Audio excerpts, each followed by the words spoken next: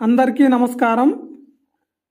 ఈరోజు మనం తెలంగాణ రాష్ట్రంలోని మేడ్చల్ జిల్లాలో గట్కేసర్ మండల పరిధిలో పర్వతాపూర్ అనే ఒక గ్రామంలో ఉన్న శ్రీ లక్ష్మీ నరసింహస్వామి వారి దేవస్థానాన్ని చూడబోతున్నాం. ఇది వచ్చేసి హైదరాబాదులోని ఉప్పల్ నుంచి కేవలం 5-6 కిలోమీటర్ల దూరంలో ఉంటుంది. ఉప్పల్ నుంచి వరంగల్ పోయే రూట్లో నుంచి ఇప్పుడు మనం చూసిన ఆర్చి గుండా ఈ పర్వతాపురంకి చేరుకుంటే ఇక్కడ ఒక చిన్న కొండ మీద 1.5 ఎకరం విస్తీర్ణంలో ఈ నరసింహస్వామి వారి ఆలయం ఉంటుంది. ఈ ఆలయానికి వెళ్ళటానికి ఆలయం వరకు కూడా మనకి సిమెంట్ రోడ్డు ఉంటుంది. ఈ సిమెంట్ రోడ్డుకి అటు ఇటు 2 పక్కల కూడా చిన్న చిన్న రోడ్లు ఇళ్ళు ఉండి చివరిగా పైన కొండ మీద స్వామివారి ఆలయం ఉంటుంది. చాలా ప్రశాంతంగా చక్కగా ఉంటుంది.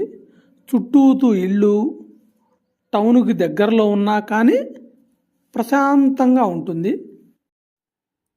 ఇక్కడ మనం స్వామివారి కొండ మీదకి అడుగు పెట్టగానే మనకి మొదటగా ఒక గోశాల కనిపిస్తుంది. ఈ గోశాల దగ్గరే మనం వేసుకెళ్ళిన వెహికల్స్ని పార్కింగ్ చేసుకొని గోశాలను దర్శించుకొని అక్కడి నుంచి ఆలయంలోకి అడుగు పెట్టగానే మనకి ముందుగా శ్రీరాముడు సీతమ్మ తల్లి వారి ముందు ఒక పాదుకలను ఉంచి శ్రీరామ పాదాలు అనే నామధేయంతో వాటిని ప్రతిష్ఠించారు. ఇక్కడ చూడటానికి చాలా అద్భుతంగా ఉంది.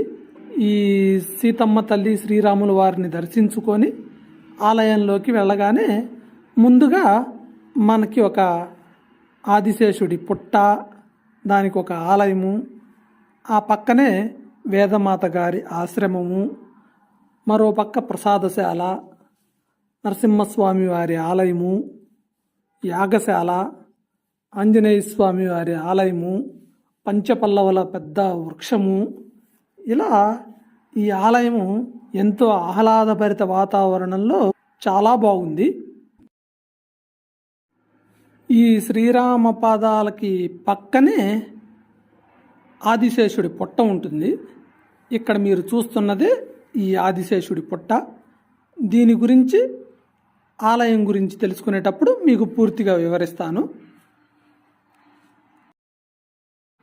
ఇక్కడ మీరు చూస్తున్నదే శ్రీ నరసింహస్వామి వారి ఆలయ ధ్వజస్తంభం. అదే ప్రధాన ఆలయం. ఆలయంలోకి మాత్రం కెమెరా ఎలో లేదనేసరికి నేనైతే గర్భాలయాన్ని కవర్ చేయలేదు. దీని పక్కనే ఒక యాగశాల, దాని పక్కన ఆంజనేయ స్వామి వారి ఆలయం ఉంటుంది. ఈ ఆంజనేయ స్వామి వారి ఆలయం పక్కనే పంచపల్లవుల చెట్టు అని ఒక మహావృక్షం ఉంటుంది. దాని పక్కనే ఈ పంచపల్లవుల చెట్టులో ఏమేమి చెట్లు ఉన్నాయి, ఏ చెట్టుకి ఎన్ని ప్రదక్షిణాలు చేయాలి, ఎందుకు ప్రదక్షిణ చేయాలి అనేటువంటి వివరాలతో ఇక్కడ ఒక పట్టిక రూపంలో మనకు తెలియజేశారు. ఇప్పుడు మీరు చూస్తున్నది అది. ఎవరికైనా కావాలనుకుంటే స్క్రీన్ షాట్ తీసుకోవచ్చు. ఆ పంచపల్లవ చెట్లు వచ్చేసి రావి చెట్టు, వేప చెట్టు, మేడి చెట్టు, జువ్వి చెట్టు, మర్రి చెట్టు. ఇవే కాకుండా ఈ ఆలయం చుట్టుపక్కల కూడా చాలా పెద్ద పెద్ద వృక్షాలు, పూల మొక్కలు ఎన్నో ఉన్నాయి. ఈ ఆలయంలో నరసింహస్వామి వారి జన్మ నక్షత్రమైన స్వాతి నక్షత్రం రోజు విశేషమైన పూజాది కార్యక్రమాలు నిర్వహిస్తారు. అలాగే ఇక్కడికి ఎక్కువగా ప్రతి మంగళవారము మరియు శుక్రవారము ఇలాంటి సందర్భాల్లో జనాలు వచ్చి స్వామివారిని దర్శించుకొని వెళుతూ ఉంటారు. ఈ ఆలయంలో స్వామివారి విగ్రహము 8 అడుగుల నుంచి 9 అడుగుల మధ్యలో ఉండి చూడటానికి చాలా బాగుంటుంది. స్వామివారి ఆలయం చుట్టూ ప్రదక్షిణాలు చేయటానికి కూడా విశాలమైన ప్రాంగణం ఉంటుంది. ఈ ఆలయాన్ని 1999వ సంవత్సరంలో శ్రీ శ్రీ శ్రీ త్రిదండి చినజీయర్ స్వామి వారి చేతుల మీదుగా ప్రతిష్ఠ గావించి నిర్మించారు. దీనిని ఇక్కడ నిర్మించింది ఇక్కడ మీరు చూస్తున్న వేదమాత అమ్మవారు. ఈ వేదమాత గారు కూడా ఇక్కడ ఆశ్రమం నిర్మించుకొని ఇక్కడే ఉంటారు. ఆ వేదమాత గారి ఆధ్వర్యంలోనే ఈ ఆలయం నిర్వహింపబడుతున్నది. ఈ వేదమాత గారు ఎన్నో సంవత్సరాలు నియమనిష్టలతో తిండి తిప్పలు లేకుండా స్వామివారిని ఉపాసించి స్వామివారి ఉపాసకురాలయ్యారు. ఈ వేదమాత గారికి ఒకరోజు కలలో స్వామివారు కనపడి, నాకు ఒక ఆలయాన్ని నిర్మించు, ఆ ఆలయం ఎక్కడ నిర్మించాలో నేను నీకు చెప్తాను అని చెప్పి ఈ వేదమాత గారిని ఇక్కడికి పంపడం జరిగింది.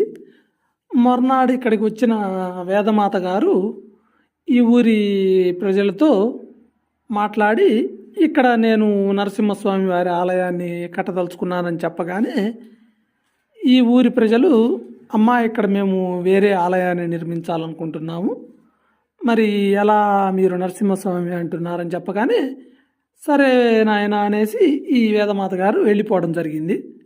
ఈ వేదమాత గారు వెళ్ళిపోయిన మరుసటి రోజు ఇక్కడ ఈ కొండ మీద ఒక బండరాయి మీద 20 అడుగుల పుట్ట లేచి దానిలో నుండి ఆదిశేషుడు అంటే మీకు తెలుసుగా మన నాగుపాము ఈ ఊరి ప్రజలకు తారసపట్టం జరిగింది. దానితో ఇంక ఈ ఊరి వారందరూ కూడా మరలా ఈ వేదమాత గారి దగ్గరికి వెళ్ళి, అమ్మ నిన్న మీరు వచ్చి వెళ్ళిన తర్వాత ఇక్కడ ఒక పుట్ట వెలిసింది, దాంట్లో ఆదిశేషుడు ఉన్నాడు, ఏంటమ్మా అని అడగగానే ఆ వేదమాత గారు, నాయన ఇందులో నేను చేసినది ఏమీ లేదు, నేను అక్కడ నరసింహస్వామి వారి ఆలయాన్ని నిర్మించాలనుకున్నాను. నరసింహస్వామి వారు అంటే సాక్షాత్తు విష్ణుమూర్తి అవతారం. విష్ణుమూర్తి అంటే ఆయన పానుపు ఆదిశేషుడు.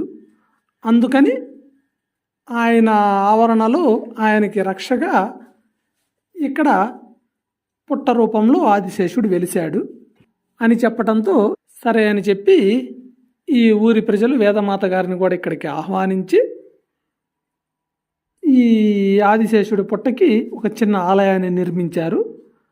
ఆ తర్వాత ఈ వేదమాత గారు ఇక్కడే నరసింహస్వామి వారి ఆలయాన్ని నిర్మాణం చేసి ఇక్కడే ఒక ఆశ్రమం నిర్మించుకొని ఇక్కడే ఉంటూ ఈ ఆలయ నిర్వహణ బాధ్యతలను చూస్తూ ఉన్నారు. అయితే ఈ పుట్ట ఏంటంటే మామూలుగా మనకు సహజంగా పుట్టలు అనేవి పొలాల్లో నేల మీద అట్లా వెలుస్తుంటాయి. కానీ ఇక్కడ పుట్ట ఒక బండరాయి మీద వెలవడం విశేషము. అలాగే ఇది 20 అడుగులు ఉండటం వలన పుట్టలో పాలు పోయడానికి వచ్చిన ఆడవారు చిన్నపిల్లలు ఎవరైనా ఉంటే భయపడతారనే ఉద్దేశంతో కొంత భాగం పైన ఇప్పుడు మనం చూస్తున్న వరకు పైన ఉంచేసి మిగతా భాగానికి చుట్టూతో అరుగులాగా ఏర్పాటు చేశారు.